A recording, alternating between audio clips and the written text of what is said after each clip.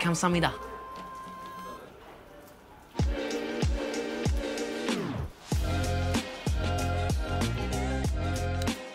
와우.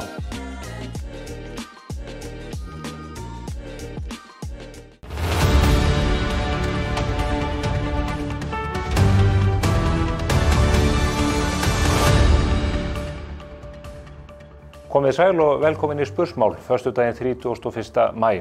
Það mikið sem gengur á eyjunni Fögru. Eldgos hófst í Sundhnúkagígaröðinni á Reykjanesi á miðvikudag og varnargarðarnir í kringum Grindavík héldu. Ég fæ hér Ármann Höskuldsson eldfjallafræðing til þess að ræða við mig og eftir það hvernig staðan lítur út þessa mundir, en flest bendir til þess að þessi atburður einn og sér sé að fjara út og vonandi að ekki verði meiri skakkaföll af völdum hans. En það í pólitíkinni sem að eldarnir loga líka. Bjarkey Olsen Gunnarsdóttir, matvælaráðherra, hún hefur ákveðið að spila sama leik og Svandís Svavarsdóttir forverinnar. Hún að eyðileggja möguleika Hvals HF á að stunda þá útgerð sem að lögum samkvæmt heimilt að gera. Hafrannsóknastofnun hefur gefið út veiðileyfi á Langreiði, ríflega 160 hvali í raun. En við vitum ekki alveg hvernig þetta endar. Flest bendir til þess að þessi vertíð sé á enda runnin áður hún hófst vegna þess að ráðherrann hefur dregið lappirnar í málinu. Hætt við að þetta muni valda ríkinu skaðabótaskyldu rétt eins og aðfarirnar í fyrra. En að máli málana. Á morgun göngum við til atkvæða eða á kjörstaði til þess að velja nýjan forseta Íslands. Það mjótt á mununum í öllum könnunum og flest bendir til þess að baráttan verði æsispennandi. Við ætlum að fylgjast með þessu hér auðvitað á mbl.is og á vettvangi Morgunblaðsins næstu sólarhringana, en í Spursmálum hér á eftir ætlum við að ræða við 3 valinkonuna einstaklinga kosningabaráttuna og hvernig þetta lítur út frá þeirra sjónarhorni. Þetta eru þau Andrés Jónsson, framkvæmdastjóri góðra samskipta og almannatengill, Edda Hermannsdóttir, markaðsstjóri Íslandsbanka og Sindri Sindrason, fjölmiðlamaður sem hefur tekið hús á mörgum frambjóðendana síðustu vikurnar. Fylgist þið með.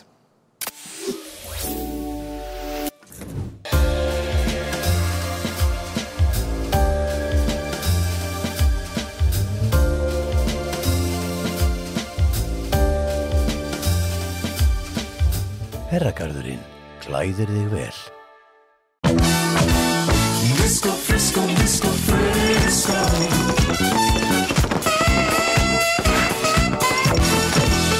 Frisco, Frisco, Frisco, Frisco. Nóa Kropp, brakandi snilld. Hjá Columbus ævintýraferðum leggjum við áherslu á góða fararstjórn og skemmtilega upplifun. Umfram allt viljum við uppfylla væntingar okkar ferðalanga þannig að þið njóti ferðana með eftirminnilegum hætti. Við förum víða. Columbus ævintýraferðir. Við gengum út frá því sem vísu í upphafi þessari viku að í dag myndum við aðeins að ræða forsetakosningarnar. Það væri mál málana, en þá lét móður jörð í sér heyra. Á miðvikudaginn síðasta fór að gjósa aftur á Reykjanesi. Ég hef fengið hingað til mín eldfjallafræðinginn og rannsóknarprófessorinn Ármann Höskuldsson og ætlum að fara aðeins yfir það hvernig þetta lítur út og hvers megi vænta á næstu vikum í ljósi þessara nýjustu atburða. Blessaður og sæll. Sælir. Það nú kannski ekki hægt að segja beint að þessar jarðhræringar sem við verðum vitni að núna hafi komið á óvart, en fólk var einhvern veginn með fókusinn á öðrum stöðum þrátt fyrir það? Já, náttúrulega kom kannski ekki óvart. Það náttúrulega stöðug þensla í hólfinu og það var ljóst að myndi gefa sig einhvern tímann. En það tók svolítinn tíma í þetta skiptið, þannig en ég held nú að menn voru náttúrulega alltaf með augun, vaktin upp á veðurstofu, náttúrulega alltaf með augun á skjálftunum og það svona helsti forboðinn. Þegar við erum komin í svona ástand þar sem það ljóst á löngum tímaskali ljóst að verður eitthvað eldgosum og þá verðum við bara treyst á jarðskjálftana til að láta okkur vita hvernig þetta kemur upp. Þeir eru fyrirboðin og síðan reyndar borholurnar í Svartsengi, þær eru líka vera ákveðin fyrirboðin. Já, þær hafa verið að sýna þrýstiaukningu sem líka mjög mikilvægt. Þær sýna þrýstiaukningu rétt fyrir gos og þá það náttúrulega hjálpar til muna því að leiðum menn eru komin með fleiri en einn þátt til þess að spá fyrir að eitthvað sé á leiðin til yfirborðs og þá erum við nú orðin öruggar í spánni En að öðrum kosti að þá geta svona skjálftahreinur eins og byrjuð á miðvikudaginn, það gætu endað í því að kvikan fer eitthvað aðeins úr hólfinu en kemur ekki upp á yfirborð. Það sem við köllum svona innskot eða kvikuhlaup eða hvað menn vilja kalla það En það var nú eiginlega nokkuð ljóst í ljósi þess að það var búin að vera þessi buna af eldgosum að þegar hún fær að hreyfa sig þá kæmi hún til yfirborðs, sko. En þið hafið líka verið að gefa okkur svona ábendingar með það að eftir því sem að þessum atburðum fjölgar eða það að segja gosum að þá þurfi meiri þrýsting undir niðri til þess að leiða til gos. Maður hefði einhvern veginn haldið þegar allt væri orðið sundur sprungið og tætt að það þyrfti í raun og veru minna átak upp úr hólfinu. Já, þetta hefur eiginlega, sko, reynslan af Kröflu sýndi þetta og það er náttúrulega fleiri svæði í heiminu sem sýna þetta, meðal annars á Hawaii. Og þetta getur nú verið af ýmsum ástæðum, sko, því að í fyrsta lagi til þess að koma kvikun upp þá þarftu að brjóta skorpuna og svo þegar skorpan brotnar náttúrulega því hún er komin á yfir spennuþol. En svo leður þú búin að brjóta hana þá breytist spennuþolið. Þá breytist kerfið í skorpinu sjálfur sem er að halda þessu öllu niðri, sko. Já. Og það virðist sem að þegar við erum búin að losa að þá þarf kvikan í rauninni meira átak til að koma sér upp. Heldur hún þurfti. Er þá komin meiri sveigjanleiki í Já, yfirborðið? væntanlega það er meira þol, spennuþolið eykst og núna erum við náttúrulega búin að vera með þessa bunu í þarna Sundhnúkum og það eru svona komna vísbendingar það að þessar GPS-stöðvar sem við notum líka til þess að sjá þegar landið lyfti sér, að þær eru farin að lyfta sér vestan við eldvörpin og það þýðir að svona þetta að færa sig hægt og rólega þangað sem það á að fara. Þetta er svona bara eðlilegt ferli því að þegar við rífum skorpuna þá rífum við hana semst á þessum flekamótum þá fer semst allt í gang og nú erum við að losa hérna Evrasíumegin og svo fer þetta út í eldvörp og svo endar þetta út á Reykjanestá.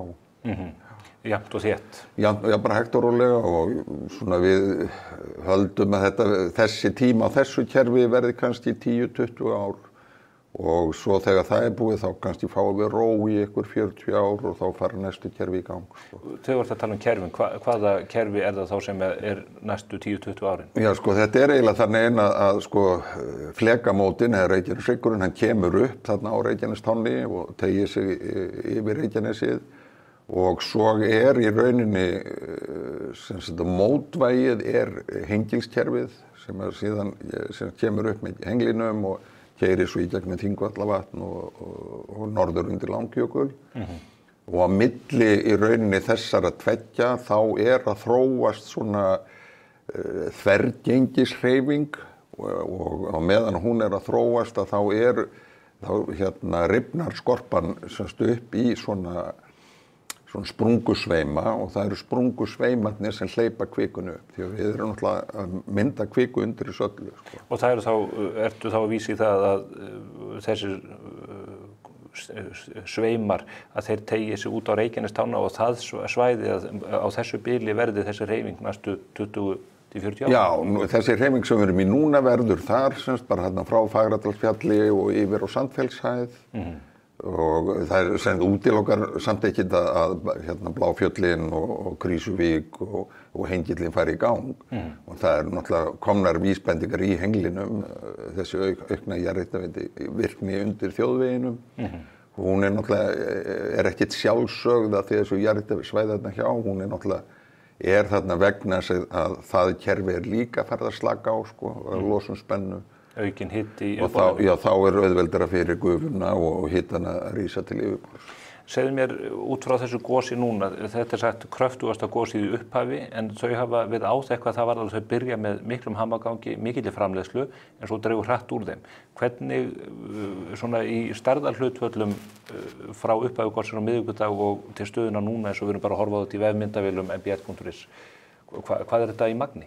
Já, þetta náttúrulega, það margfaldar svolítið magnið því að sko fyrstu gosin voru svona í upphafi eitthvað staðar í kringum 150-200 rúmmetrar á sekundu flæðið upp úr þeim og svo eykst það jafnt og þétt og þetta eldgos virðist hafa verið eitthvað staðar í kringum 1300 rúmmetrar á sekundu í byrjun sem náttúrulega orðið ansi kröftugt en á móti kemur að þeim kröftugra sem gosið þeim hraðar sem við tökum kvikun út, þeim fljótar við að lækka þrýstingi niðri og svona loka fyrir aftur. Tappar hraðar af sér. Já, tappar hraðar af sér og sprungurnar þá bara lokast þær og þá þurfum við að hlaða aftur í byssuna ef við erum ekki búin, sko. Og hvað magnið þá eins og núna þessum 3 dögum síðar?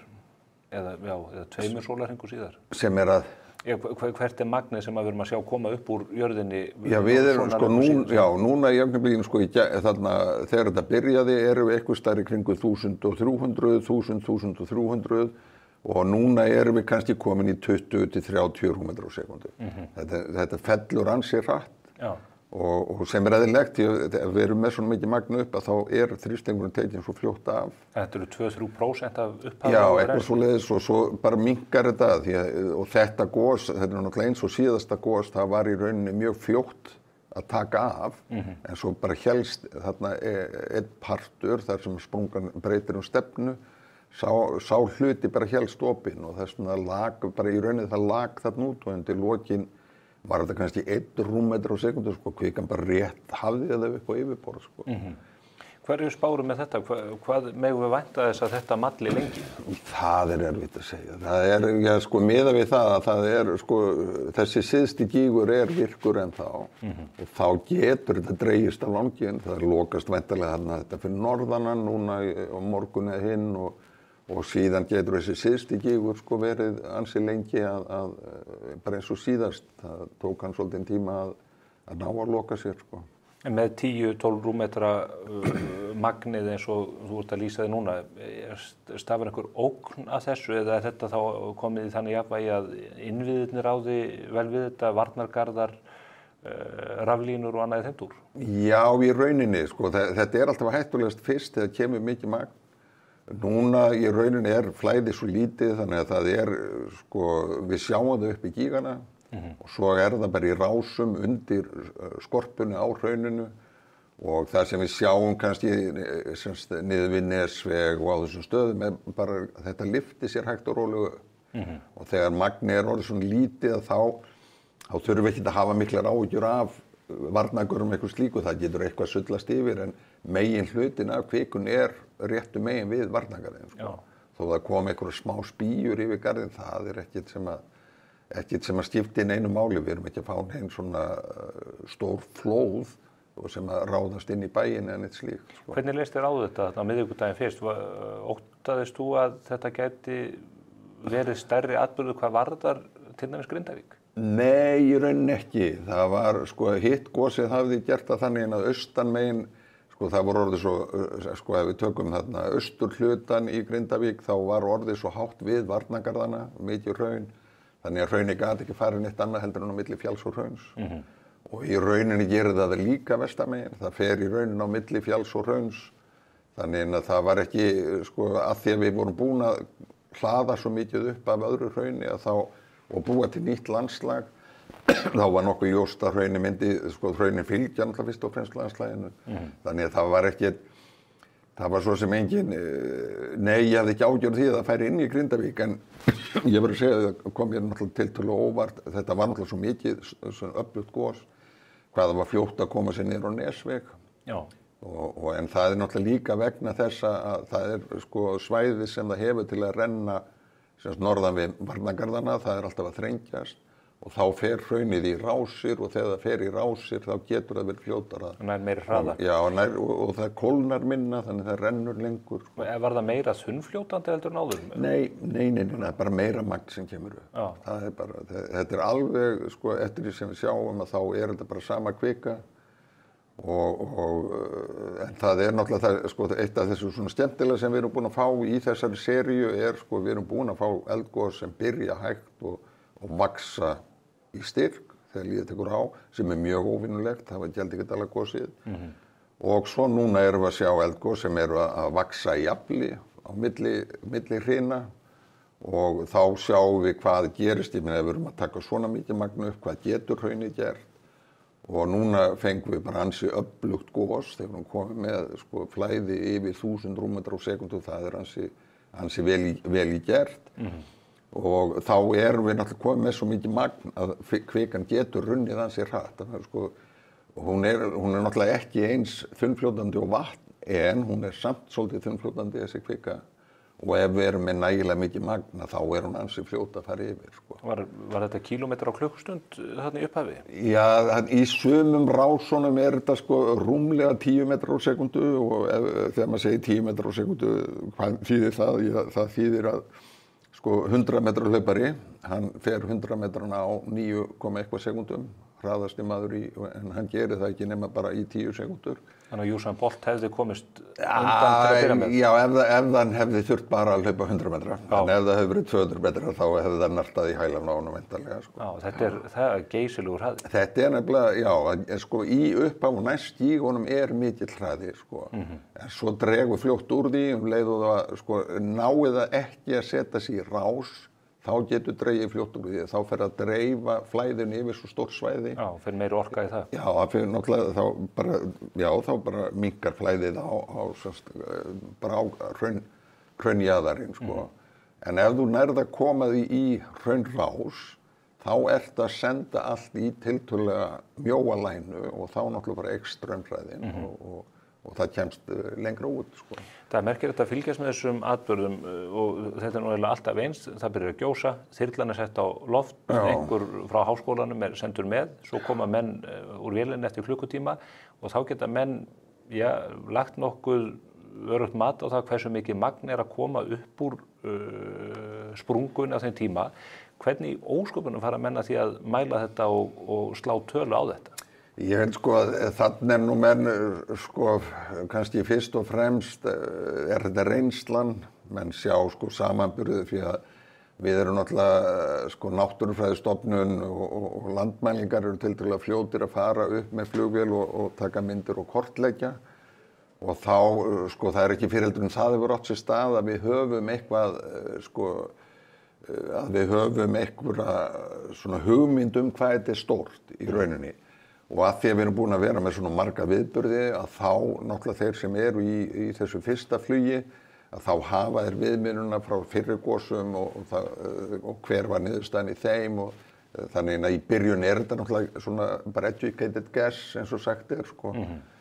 En vissulega getum við alveg gert betur og það eins og með þyrlurnar, við erum með 3 þyrlur en við erum bara með eina sem með góð staðsetningatæki sem við þurfum svona myndavélar í þyrlurnar í rauninni sem geta gefið okkur nákvæmlega til staðsetningu á sprungunum, hvar hún, og sprungunar yfirleitt nokkrar að fá að vita hvar þær eru. Því að leið að byrjar að gjósa þá byrjum við að keyra þessi hraunflæði líkön, sjá hvert hraunið getur farið og þá í rauninni skiptir algjörlega höfuðmáli hvar sprungan hvort að það fer vestur fyrir eða austur fyrir eða suður fyrir eða norður fyrir. Og þetta eiginlega kannski það sem hefur vantað helst því að eins og menn hafa verið að reyna að gera þetta þá að taka myndir úr þyrlinu og senda inn og svo einhver á skrifstofu eitthvað sem ætlar að reyna að staðsetja nákvæmlega út frá myndunum en það getur, slík aðferðafræði með skekkju upp á kannski 100 metra, 200 metra sem getur bara verið munur feigum og ófeigum sko. Upp á flæðið? Já, þegar þú ert að spá í hvert flæði fer. Það væri mikill lakkur í því að Gæslan fengi svona tæki í alla þyrlunar. Þá eru bara leið og þyrlan komin í loftið og þá eru hnitin komin á sprungunum og þá getur hinn vinnan farið í gang hnökralaust, sko. En þetta þið eru að læra mjög mikið. Þetta tímabil að bara hafa áhrif á jarðfræði og eldfjalla þekkingu heimsins. Já, sjálfsögðu, sko. Fram að þessu þá, sko, eldfjallafræðin hefur alltaf verið, sko, að kíkja á gömul eldgos, sjá hvað þau gerst. Og svo seinni tíð þá verið að búa til svona einföld módel inn á rannsóknastofu og eins og getur ímyndað þar getum við náttúrulega ekki verið með kröftugt eldgos inn á þannig að það alls konar parametrar sem við erum ekki með, sem við erum að giska á. En þegar við fáum svona stór gos og hvert gosið á fætur öðru að þá tekst okkur að ná í alls konar hluti sem við höfðum ekki áður. Og þetta bætir módelin hjá okkur, þetta bætir hugmyndunar sem við erum með eldgosinu hvernig þau ganga fyrir sig.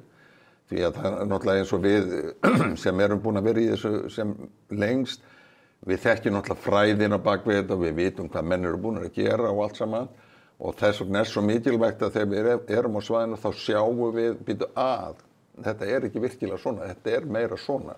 Og þá breytist hugsun og þá getum við fara að breyta módelum og sem að skila sér í öllu, ekki bara í forvörnum, í tengslum við eldgosin, heldur líka þegar við förum út og skoðum gömul eldgos, sko. Jarðfræðiheimurinn að fylgjast með þessu? Já, alveg eldfjallaheimurinn gerir það. Já, sko, út allan heim? Alveg út allan heim, allir sem og það náttúrulega allir mjög spenntir og eins og þetta núna út á Skaga, það má nú eiginlega segja, sko, við erum ofboðslega heppin því að það held ég, ætla að séu ekki 3 erlendir háskólar sem eru með alveg haug af GPS og skjálftamælum hann úti. Og ef að það hefði ekki verið, þá hefðu við verið í miklu verri málum, sko, því að í rauninni Veðurstofan ekkert með svo marga mæla, en þeir fá náttúrulega aðgang að gögnum úr þessum mælitækjum. Sem það erlendar rannsóknarstofur bara fyrir ramleik sem að kortleggja þetta bara fyrir lukku í raun, sko, og við fáum náttúrulega aðgang í það og það bætir allar staðsetningar, mat á því hversu djúpt niður á kvikun og allt það, sko. En þessi atburður núna og það, hvernig við sjáum varnargarðana hafa haldið trekk í trekk. Hægt að slá því föstu miðað við þróun mála að Grindavíkurbæ sé borgið? Búið að draga öruggan hring bæinn þannig að hann lendi ekki undir hrauni? Já, þetta náttúrulega orðið ansi gott, sko, en haldið þetta áfram þarna í Sundnúkum og haldið þessi þróun áfram að það líður lengra á milli gosa og það meira magn þarna niðri og þrýstingurum meiri, þá náttúrulega verður þetta hættulegra og hættulegra, en sko móti kemur garðarnir voru byggðir svolítið norðarlega, þannig að það ennþá pláss fyrir innan garðana, ef að virkilega hraunið búin að fylla alveg upp að görðunum. Það kemur til greina að búa til Já, það þegar byrjað á því, sko, að gera, þannig að það alveg, sko, borð fyrir báru til þess að gera ennþá einhverja garða fyrir innan garðana. Og það svona kannski má ekki gleyma því að garðarnir gera tvennt, sko, þeir leiða hraunið í einhver aðra átt og þá einhver átt sem við veljum og þar sem við teljum að við geti tekið við svolítið miklu hrauni og svo hins vegar þá skilja eftir mikið hraun réttu megin við garðana, sko.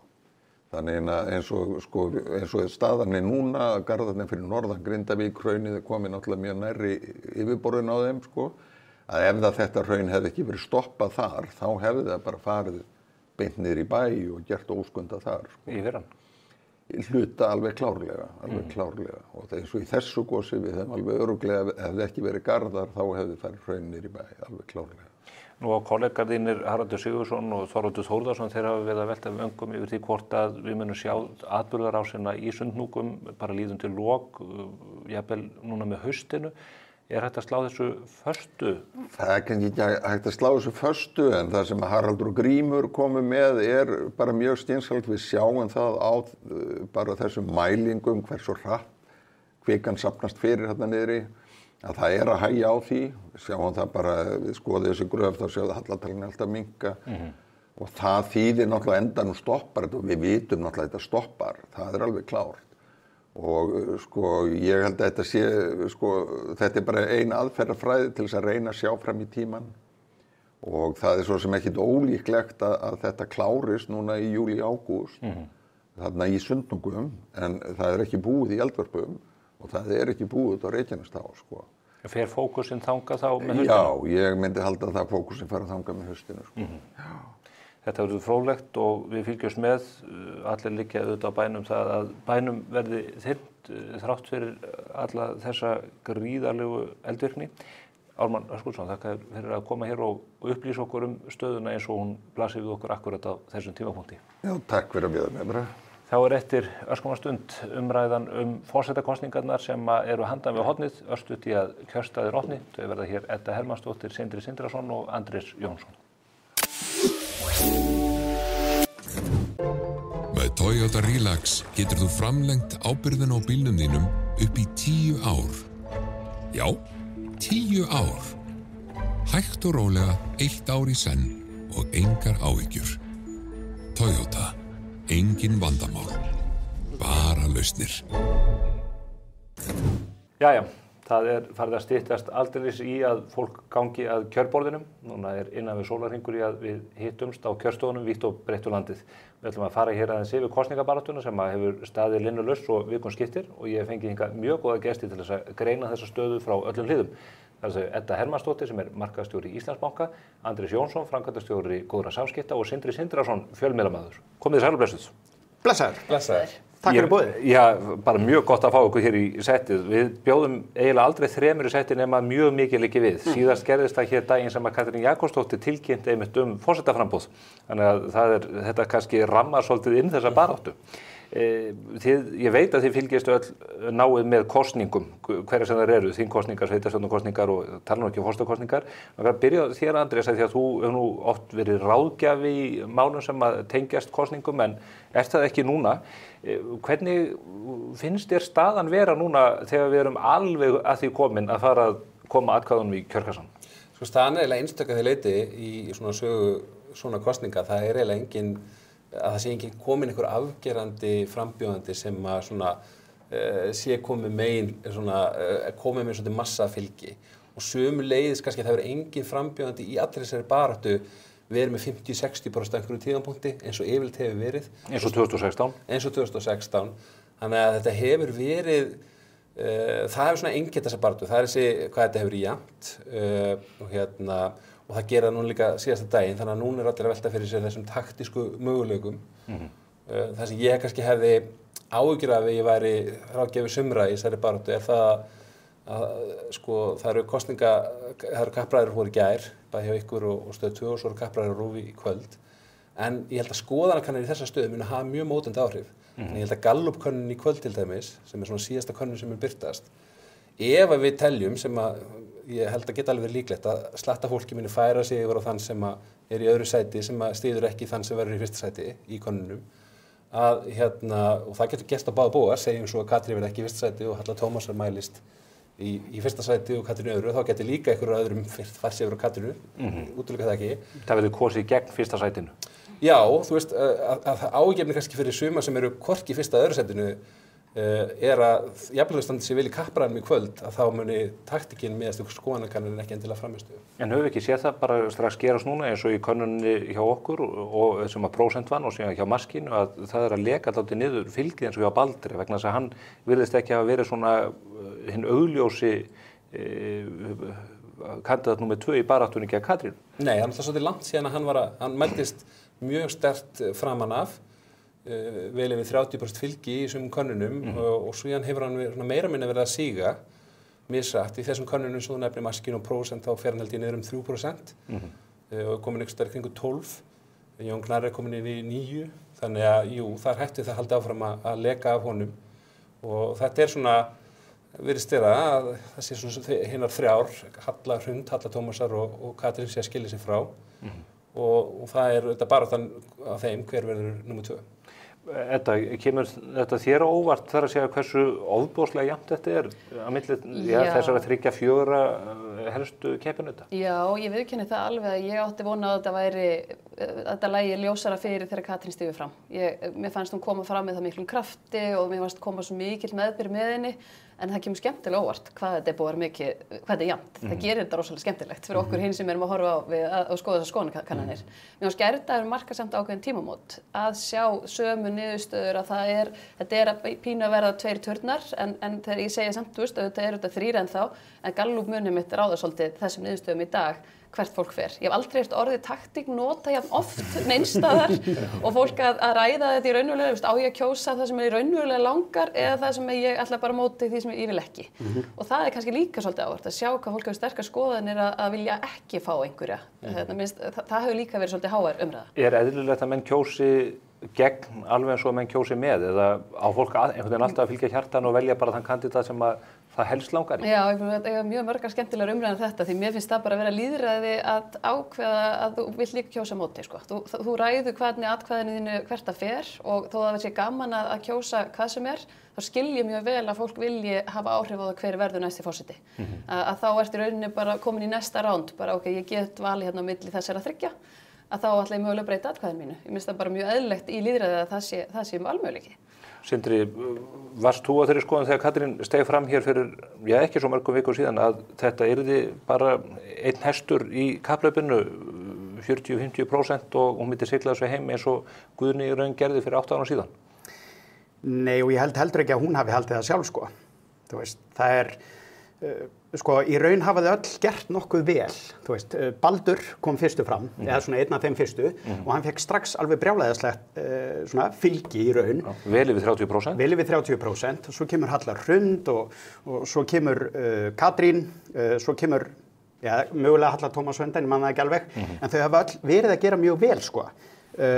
Hver það verður, það er náttúrulega algjörlega ómögulegt að segja, en það er eitt víst að þetta er ekki búið að vera leiðilegt.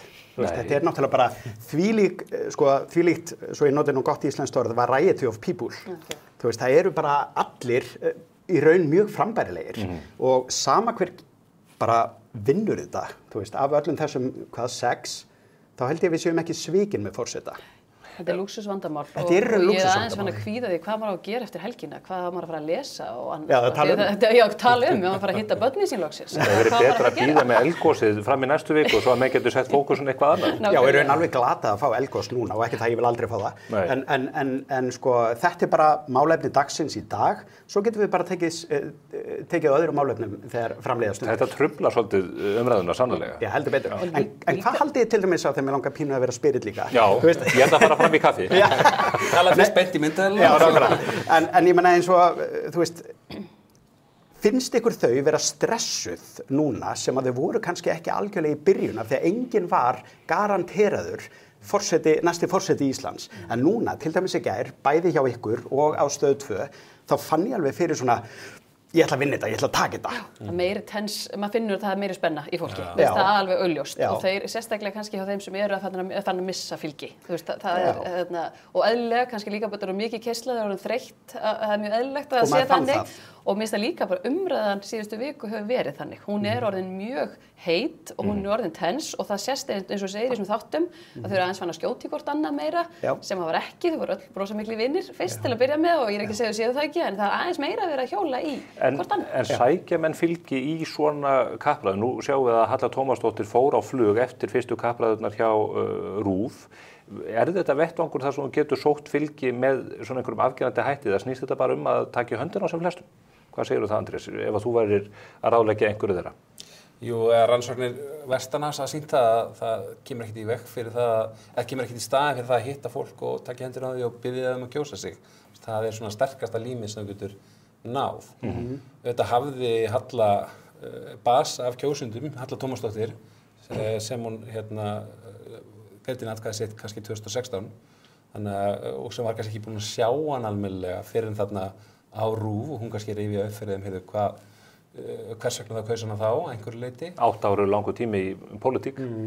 Já, og þannig að það er alveg eðlilegt að fólk hafi svona líka spurt sig, það er ekki algengt, ég held að fyrir utan Ástór þá hafa ekki margir reynt við þetta oftar en einu sinni, þannig að það kannski voru einhver með efasemdir líka um það í upphafi, en svo þegar það var svolítið að sjá alla hlið við hlið, þá kemur sér samanburður og mér finnst það alveg eðlilegt að þá hreyfist fylgi og það gerist náttúrulega í þessum kappræðum fyrst og fremst. Já. Svo velti ég líka aðeins fyrir mér maður sér alveg endalaust af fólki vera að lýsa yfir stuðningi við einhvern frambjóðandan og við tókum eins aðeins umræðin á fréttastofun daginn bara skiptir þetta máli, þú veist að Jóhanna Sigurðardóttir ætlaði að kjósa Höllu Hrund eða Geir H. Haarde Höllu Hrund eða einhver annar Kötu eða annar Baldur, skiptir þetta máli? Skiptir það máli fyrir þig sem kjósanda að einhver sé að lýsa yfir stuðningi við einhvern annan? Haldið það skipti máli? Býr þetta ekki til einhverjum smá stemningu? Er það ekki það? Þú veist, það verður svona pínu böss í kringum einhvern aðila. Þú veist, ég held sé meira það að þú verður að sjá hana og svo er það pínu þannig, þú veist hvað þetta er að þeir sem eru frægari, þeir líka, þú veist, fá meiri athygli og fólk man meira eftir þér. Þetta getur líka skemmt fyrir ef þeir mislíkar við þá mannesku sem að lýsa yfir stuðningi. Það var einhver óvinnuðin sem var að fara að kjósa eitthvað. Þessi elítumræða, hún hefur þetta líka birst einmitt í ákveðinni neikvæðri umræðu í gerð gagnvart Katrínu, menn að telja upp alla embættismennina og ráðuneytisstjórana og fyrrum pólitík og svona ráðherrana og menn segja, er þetta ekki bara einhver sérstakur þjóðflokkur sem er að styðja þennan tiltekna kandidat?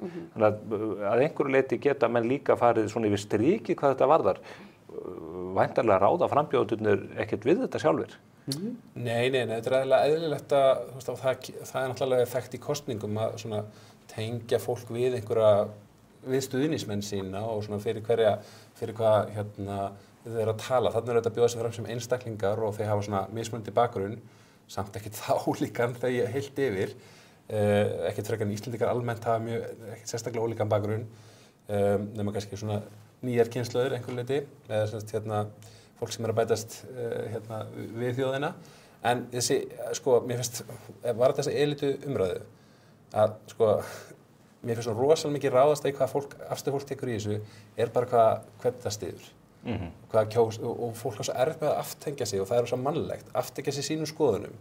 Þannig að það tekur afstöðu til einhver svona hluta sem eru einhver leyti bara empiríski, Þú veist, það er bara staðreind, líklega, og það var áhvert kannski fyrir einhvern stjórnmálafræði nema að skoða bara opinberar yfirlýsingar sem hafa verið gefnar út í aðdraganda þessara kosninga og setja einhverja kvalifikason á það, hvað telst vera opinber persóna í, þú veist, stóru embætti eða með eitthvað mikið á bak við sig.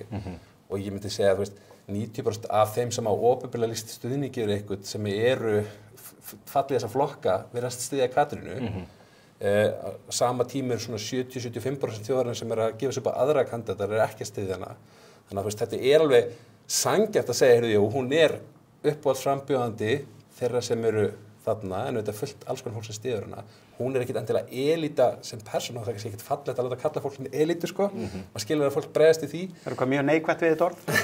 Já, en þú veist, en þetta er samt alveg, finnst mér bara option sem er eðlilega að koma fram í kosningum, en það er þessi viðbrögð að báða bóa og svona stuðningsmanna þegar einhver setur fram gagnrýni og svo gagnrýni svarað og þá er það líka, fólk er svo sárt báða megin og þetta verður svo persónulegt, sem það á ekki vera. Maður þarf að minna að sjá, heyrðu, maður er náttúrulega alltaf að grípa rökin sem henda manns heimsmynd og manns skoðun, og þannig að ef maður tekur það með í reikningi þá getur maður kannski aðeins gefið fólki break, Þetta er ekki hrikaleg árás eða heldur hrikaleg vörn, Við höfum bara fundið fyrir þessu fjölmiðlarnir að þegar við höfum gengið á frambjóðendurna, alveg óhátt í hver það er, að það verður allt brjálaði stuðningsmannabúðunum og ásakanir annarleg sjónamið og annað í þeim túr sem við höfum setið undir og reyndar haft gaman af að mestu leyti, en þetta hefur orðið mjög tilfinningaríkt, sérstaklega inn á þessu stuðningsmannasíðum á fésbókin. Og meðan ég held að í öllum þessum tilvikum með þessar erfiðu spurningar, þá held ég að þau hafa mögulega grætt að þau geta svarað þeim, Af því þetta er eitthvað sem er í umræðinni og mögulega óþægilega spurningar og óþægilega umræða.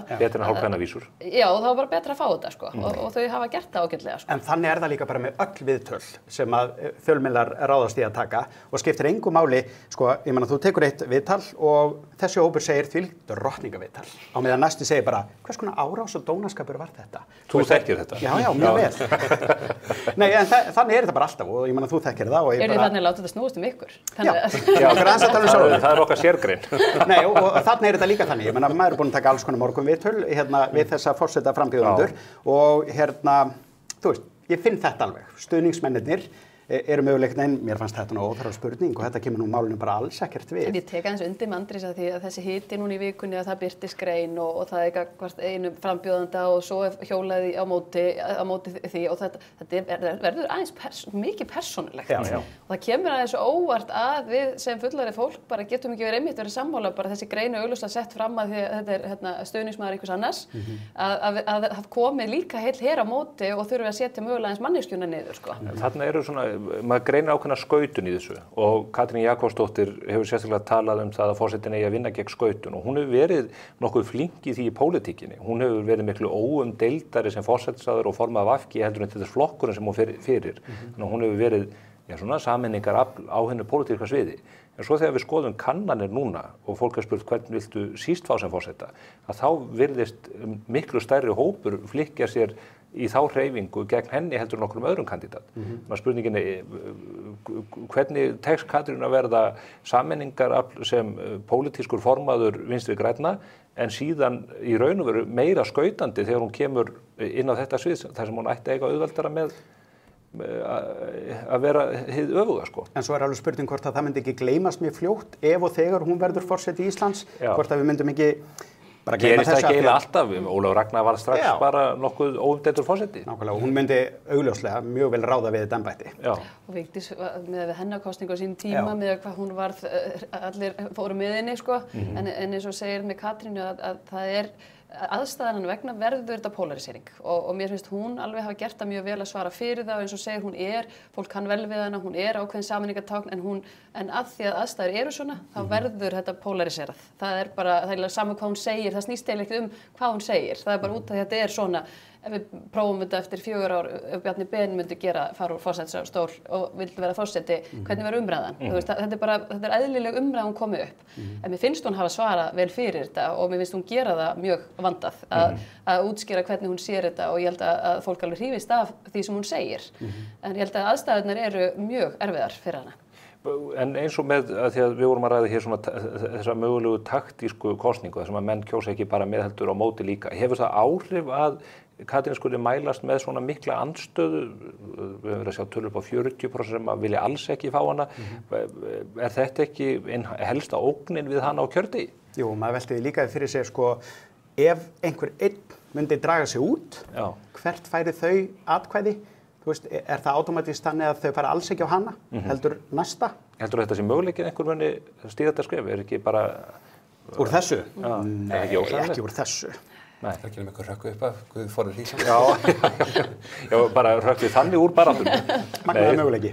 En Andrés, hvernig metur þú það? Og þá fyrir atkvæða á þann sem er fyrstur að votta samúð og mættur á staðinn. Ég finnst þetta óþægileg umræða. Já, nákvæmlega. Mikið þetta góður frambjóðandi.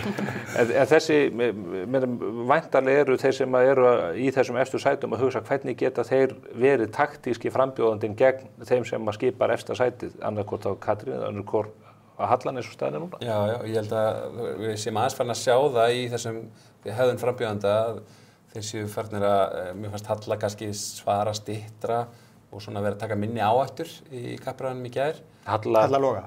Sagði ég Halla Tómasdóttir? Halla Tómasdóttir, já. Já, ætlaði að segja það ekki. Þetta er dálítið ruglandi. Þetta er dálítið ruglandi. Halla T og Halla H, ekki verið að fara þangað. Það er svona greinlega komið bak við eyrað að reyna að vera frambjóðandi sem að allir geta fælt sig við.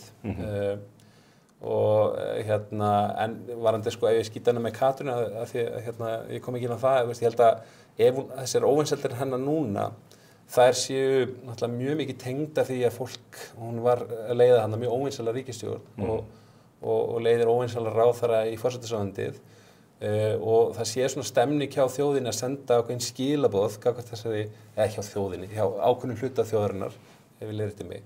Og það sé þess vegna kannski ekki endilega víst hún verði búin að ná að ef segjum hún vinni sem ákveðins líkur á að hún verði búin að ná þessari svona að auka vinsælda sína kannski meðan þessi ríkisstjórn er ennþá við völd.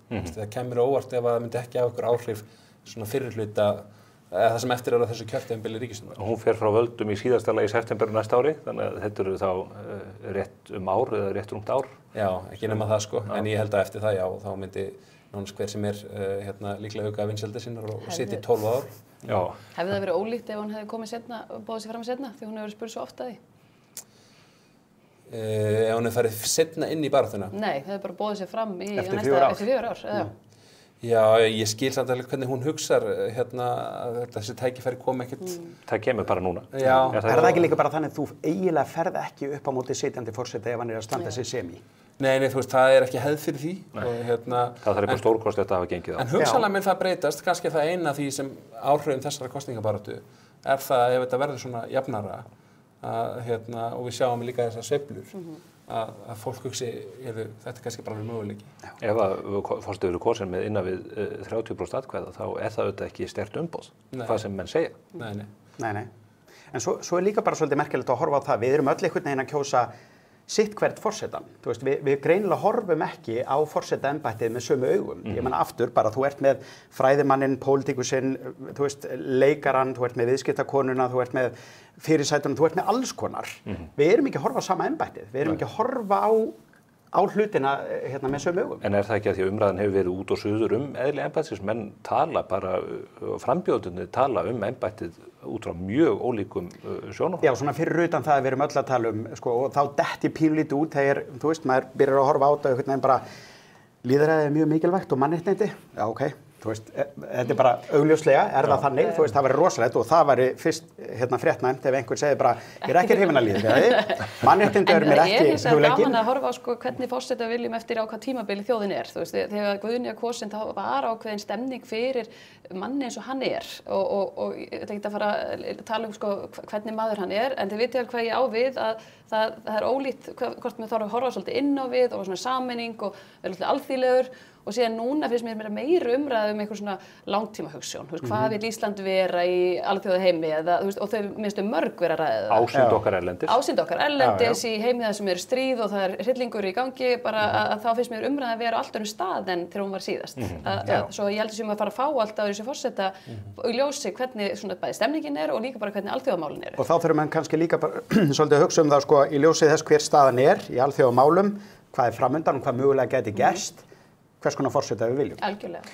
Og við erum ekki að kjósa pólitíkus, við erum ekki að kjósa utanríkisstefnu, við erum að kjósa forseta. Nú eru 4 kandidatar sem eru að berjast þetta svona holt og bolt. Það bara einn karlmaður. Maður hefði haldið að hann myndi njóta góðs í því þegar að fólk að svona spegla þetta, kalla það kona. En það eru 28 ár síðan að við vorum með konu í embættinu.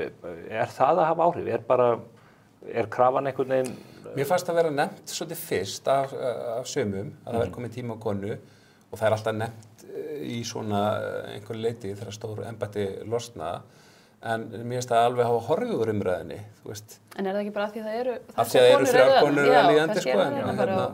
En það mætti, já, kannski einmitt að... En ekki flestir að hugsa, sko, ég vil bara hæfustu manneskuna og ég meina þessir bara kandidatar sem eru þarna í efstu sætunum eru þarna af því að þau eru hæf, ekki af því að þau eru af einhverju kyni.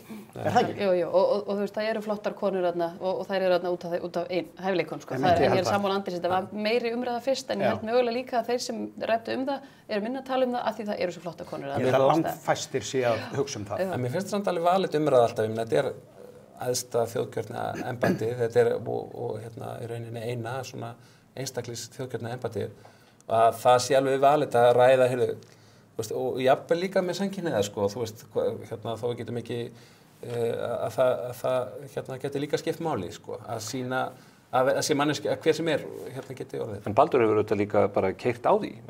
Það ekkert alveg augljóst í henni opinberu umræðu að það hluti á kosningabaráttunni að segja nú ætlum við að brjóta blað með þessum hætti eins og við brjótum blað með Vigdísi 1980. Það er svolítið flott slagur finnst mér, sko, fyrir hann. Það er mjög margir að leita í svona svolítið hvað gerðist þegar Vigdís var kosin, sko. Þú veist að ásýndin hennar hjá einu frambjóðanda og þarna að brjóta glerþakið, það verið gert aftur.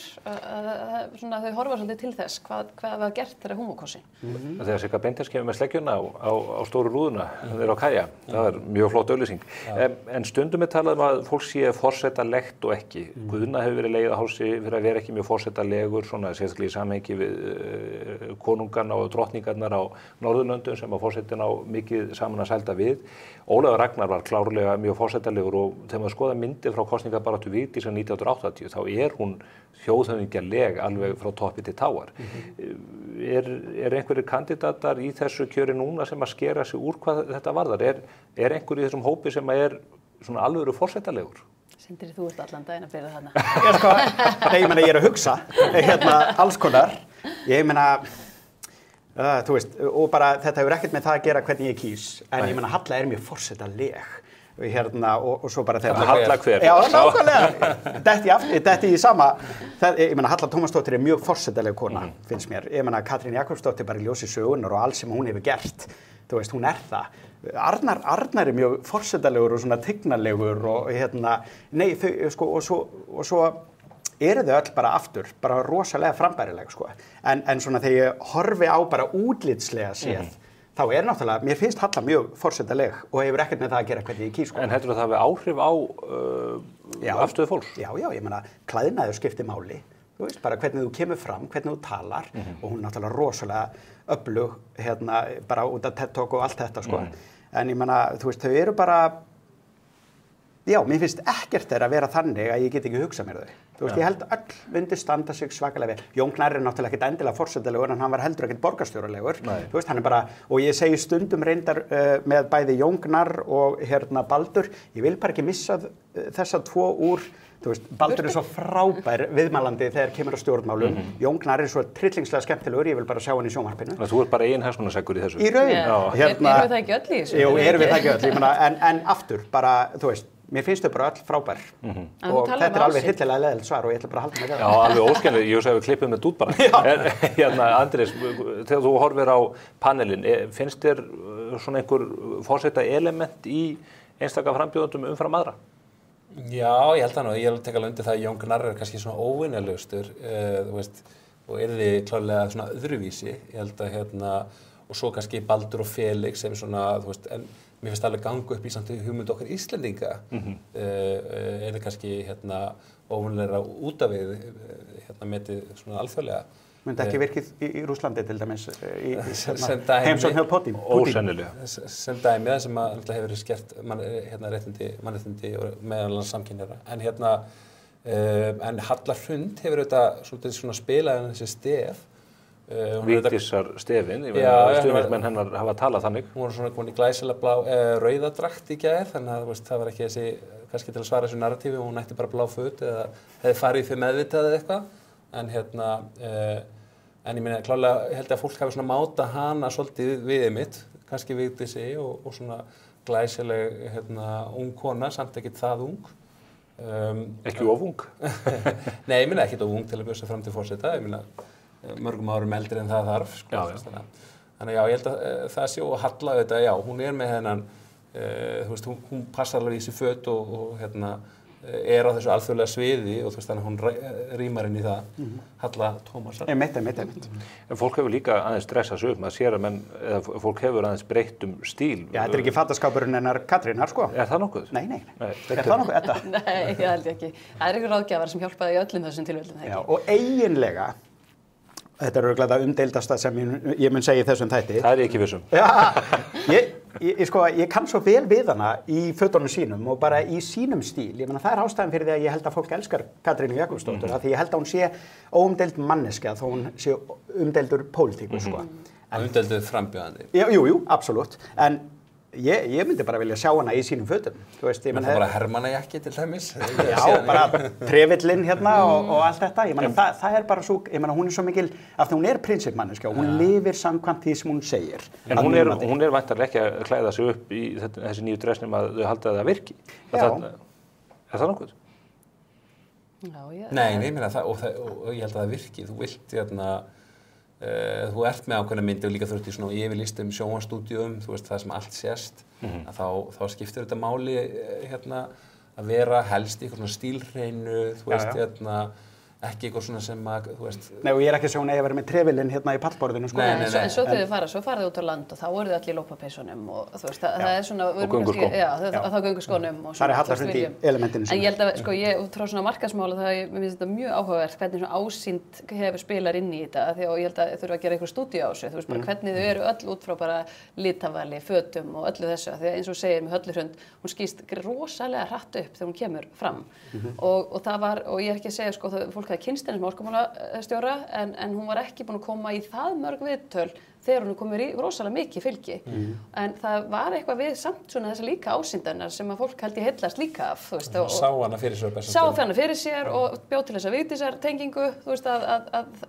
svo að þetta það hversu mikið ásýnd spilar inn í þetta sannar það að það skiptir held ég ofboðslega miklu máli fyrir þau öll að vera að velta þessu fyrir sér. Og kannski grætt hún á því einmitt að vera bara með hvítt blað, þú veist, það hefði enginn getað sagt þér hver væri orkumálastjóri. Fullir ég. En vídeóið líka sem hún kynnti, það var fullt af þjóðerniskennd, músíkin, fánalitirnir og annað og það er eitt af því sem maður tekur eftir að eiginlega eini kandidatinn sem að keyrir ekki á fánalitum og öðru slíku er Katrín Jakobsdóttir. Hún hefur verið með allt ásýnd baráttunar hefur verið öll miklu svona dempaðri, ljósgrænum, ljósbrúnum litum annað í þeim dúr. Ekki með þess að minna græna litin, er það ekki? Jó, já, maður hefur séð þetta á Instagram og Facebook og annað. Ég vissi ekki að vera með svona stílista umræðu. Ég hefði undirbúið mig meira. Og með okkur Sindra hér í settinu. Já, nákvæmlega. Nei, það maður velti fyrir sér, er ekki forsetakosninga bara í grunni þannig að fólk vill bara keyra á fánalitunum og svona þessari þjóðerniskennd sem að við erum yfirleitt feimin við að flagga? Við viljum sjá hver stendur þarna fyrir utan og passar svona vel í húsið. Það er partur af ákvörðunni. En ég tek undir þetta, við erum mjög feimin við að flagga, nákvæmlega þessu, sko. Það er ekki tísku. Nei. Og ég veit ekki hvort það sé gott eða slæmt, en er það ekki meira á meiri tísku? Ég er svona skynja smá straum og meðan spyrtast í þessum kosningum að að þú veist, Arnar Þór, Halla Hrund hafa svona verið meira að tala allt landið og þú veist, og Þetta var algjört nóg í kosningum 2016. Og svona, sko, já, þú veist, það hefði ekki gengið þá, af því þá var líka þótti hafa gengið of langt. En svo það með hörkuna í umræðunni. Það ætla alltaf koll að keyra hér út af geysilega löngum og dálítið undarlegum pistli Auðar Jónsdóttur, þar sem að hún fór af miklu hörku í Katrínu Jakobsdóttur, sakaði hana elitisma og var voru dálítið grottaleg skrif, en ekki þau einu sem við sáum á þessar áttinni. En svo sér maður að fólkið sem að að baki Katrínu eða styðurna, það hefur brugðist við af fádæma hörku líka, hvort sem það Ragnar Kjartansson eða aðrir. Hefur þetta verið ógeðfelld barátta eða þetta allt innan svona hefðbundinna marka? Sko, mér finnst ef ég ætti að gefa bara fólki ráð að það ekki gott að sko, það finnst öllum að sér vegið, sko, þeir eru gagnrýndir eða þeirra uppáhalds eða þeirri vinur gagnrýndur og það finnst engu þú svo umræða sanngjöld, sko, þetta öll gagnrýni ósanngjöld. En veist, þetta í eðli sínu þannig ferli að vinuðinn eða sá sem hún styður að bjóða upp á það að vera gagnrýndur og fara í gegnum þetta kosningaferli og það ekki gott lúk, ef ég leyfi mér að sletta, að fara fram sko heilari vandlætingu í sama hvað átt það yfir einhverju sem ekki sammálaðir, sko. Þú veist, eða yfir einhverju, þú veist, má ég ekki bara styðja mína manneskju þó að ég sé þessi eða hinn, skilur, það ekki stjórnarskrárbundur réttu minn og hennar, þetta svona að gera sjálfan sig umfjöllunarefni, sko, þú veist, alveg svo Edda var að skjóta okkur hérna áðan fyrir að þeir voru svona komnir kortir í þetta við tveir, alltaf stutt í þetta og auðvitað, þú veist, ég get tekið hérna ræði fyrir hönd almannatengla eða Edda fyrir hönd markastjóra og svo framvegis, sko, það yfirleitt fer ekki vel á því að vera stíga inn á það, sko, af því maður alltaf sjálfur aðeins skakkur, maður gleymir aðeins ég alveg í svolítið sérstakri stöðu, sko, þú veist, menn verða bara að kyngja því að fólk sé ósammálaðir eða fari á móti þínum kandídat. Já, ef þið skrifið kannski groddaleg þá bara verður að hugsa að þetta dæmi sér þá sjálft, sko, ef þú getur verið ósammálaði, en ég held að þú veist að horfa á þetta ekki, það ágætis afþreyingarefni að lesa þessa pistla og ég alveg gaman af þessu, en ég held að það sé enginn að græða þeim samt. Hafa þessar árásir einmitt ekki bara fallaði ekki dauða niður eða jafnvel hagnast getur gagnast Höllu Tómasdóttur eins og gagnast henni þegar Davíð Oddsson og stuðningsmenn Guðna TH tókust á hérna 2016 að þá svona skynja maður aðeins það að hún hefði svona siglt, Halla Tómasdóttir hefði svona siglt svolítið undir radar í þeim kosningum, sigldi svo upp hérna bara á kjördag. Það taka svolítið sömu hallatölu núna. Já, og með lengra tilhlaupir. Og ég hef heyrt það sjónarmið, sko, að hún sé það fara aðra kosningarnar í sko röð án þess að fá þennan hita sem að kannski Halla Hrund og Katrín hafa verið að fá. Já, sem að toppmaðurinn fær alltaf á sig.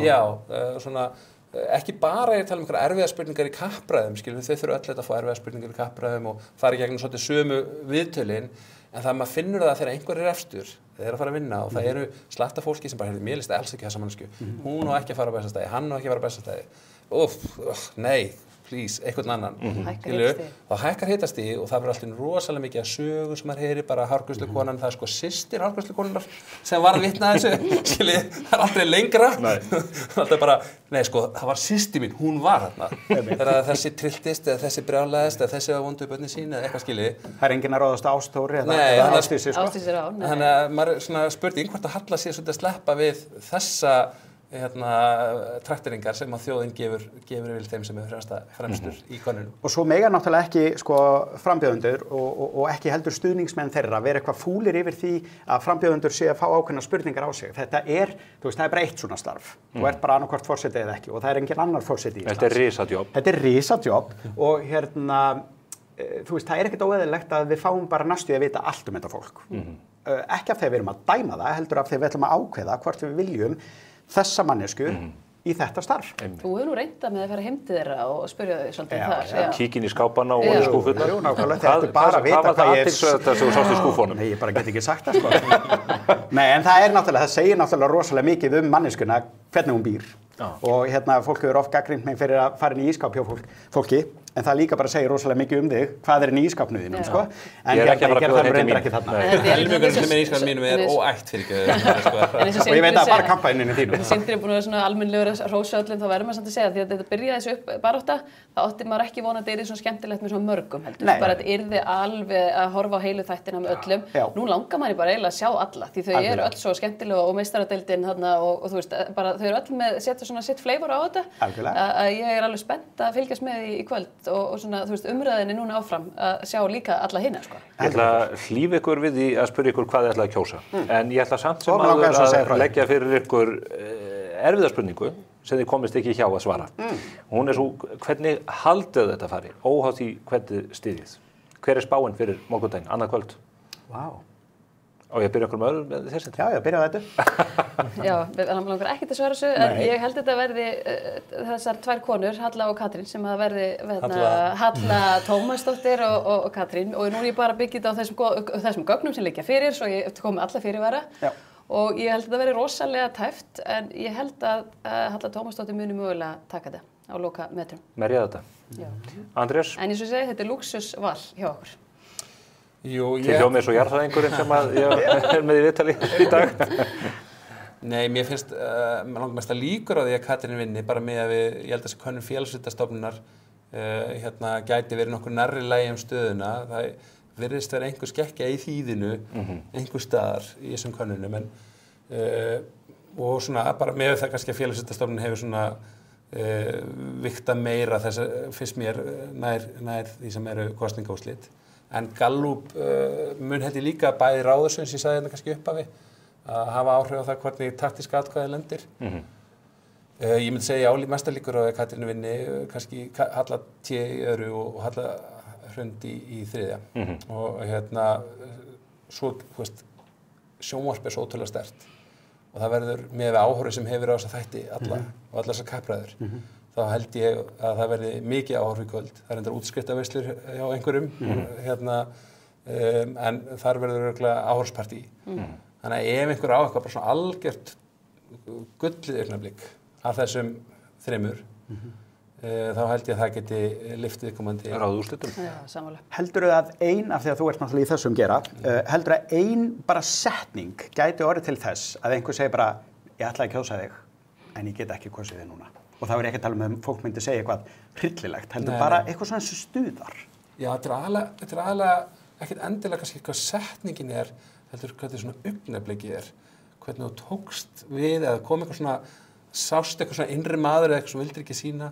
Og þetta er hvernig þú bregst við, sjónvarpið er svo afhjúpandi. Bara augnaráð. Já, það er nánast, sko. Ég sé hvað þú ert að reyna að gera, Sindri, þú ert að reyna að komast hjá því hvernig þetta fer, hvernig spáru?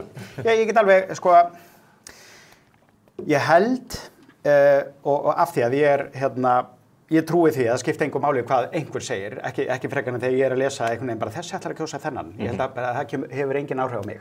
Og ég held að við séum flest þannig. En mér finnst ekkert ólíklegt að Katrín Jakobsdóttir vinni þetta og Halla T verði númer 2. Og Baldur og Halla Hrund í 3. sæti, þannig að þetta er náttúrulega enga fréttir fyrir neinum. Ég held nefnilega að einhverju leiti að þegar allir þessi sem eru óákveðnir og mér finnst þeir stór hópur, þegar þeir koma inn í kjörklefan að þá eru þeir einhvern veginn, ég veit það ekki, hún myndi gera þetta vel. Er ekki bara best að kjósa Framsókn eins og eitthvað sagði? Þetta er pínu þannig. Þannig að ég held bara að þú veist, hún er... Það er þá Halla Hrund. Með við landsbyðin. Já, þá væri það hún reyndar. En mér finnst það ekkert ólíklegt að fólk hugsi þannig af því að, þú veist, hvað sem má segja hana, hvað þér finnst hana í pólitíki gegnum tíðina, þá er hún náttúrulega yfirburða manneskja. Ég meina, hún stendur sig brjálæðislega vel og er óumdeild og hún laðar að sig fólk á opinberum vettvangi og bara er með þetta. Hún er bara með þennan X-faktor. En aftur, þó það væri Hallar, skilurðu, Tómas, Hrund, Baldur, ég verð bara að koma skilurðu, þá var ég sáttur. Þetta kemur allt í ljós. Sindri Sindrason, Andrés Jónsson og Edda Hermannsdóttir, þakka ykkur kærlega fyrir þetta maraþonspjall forsetakosningarnar. Takk. Þá fer alveg að koma að þessu.